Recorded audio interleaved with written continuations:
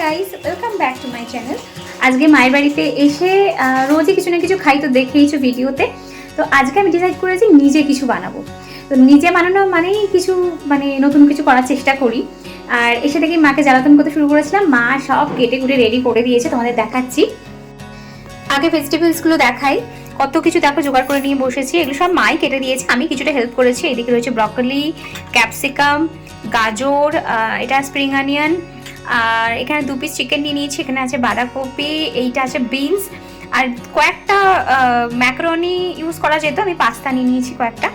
একই ব্যাপার, টেস্টটা তো একই টাইপের হয়। এখানে নিয়েছি একটু কর্নফ্লাওয়ার, আর এখানে নিয়েছি একটু গোলমরিচ গুঁড়ো, আর এদিকে আছে পেঁয়াজ কুচি, রসুন কুচি, আদা বাটা, আর তার সাথে এদিকে নুন, চিনি, আর এদিকে আছে বাটার।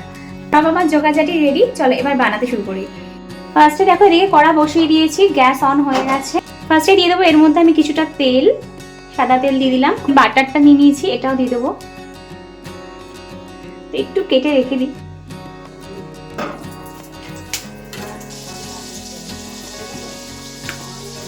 এই ছোটবেলাকার অভ্যাস হয়ে গেছে, বাটার খেতে দারুণ লাগে আমার, এটা শুধু শুধুই খেয়ে নিই।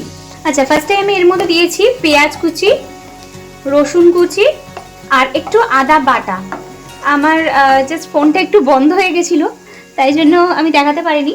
তোমরা তো দেখতেই পেলে। আর তেল, আর তোমরা চাইলে বাটারটাকে স্কিপ করতে পারো। দেখো এরকম হালকা গোলাপি ভাজা ভাজা হয়ে গেলে এর মধ্যে একে একে আমি সবজিগুলো দিয়ে দেবো।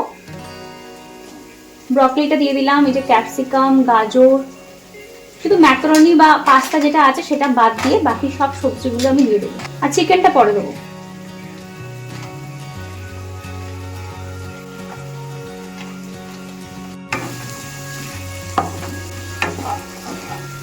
সবজিগুলো আস্তে আস্তে ভাজা ভাজা হয়ে যাবে। বাটার দিয়েছি বলে গন্ধটা কিন্তু দারুণ লাগছে।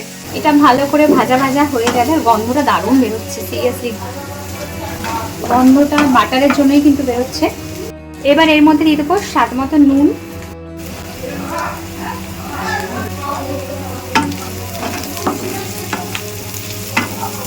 এবার এর মধ্যে চিকেনটা দিয়ে দেবো। চিকেনটা দিয়ে এর মধ্যে ভাজা ভাজা হয়ে যাবে। মাংসটা পুরো ভাজা হবে না, হালকা হয়ে এলেই এর মধ্যে জল ঢেলে দিচ্ছি। এবার এটা ফুটবে, ঢাকা দিয়ে দিচ্ছি। দেখো এটা ফুটে এসছে। এবার আমি এর মধ্যে এই যে এগুলো পাস্তাগুলো দিয়ে দিচ্ছি। পাস্তাগুলো দিয়ে আবার একটু ঢাকা দিয়ে দিলাম। এর মধ্যে একটু এই কর্নফ্লাওয়ার গুলেছিলাম, লাস্টে একটুখানি দিয়ে দিলাম যাতে স্যুপটা একটু ঠিক হয়।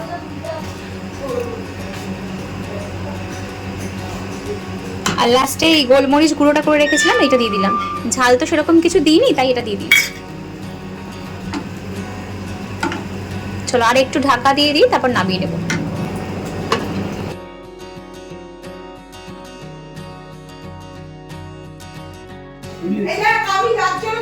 এই ভালো হয়েছে না খারাপ হয়েছে রে?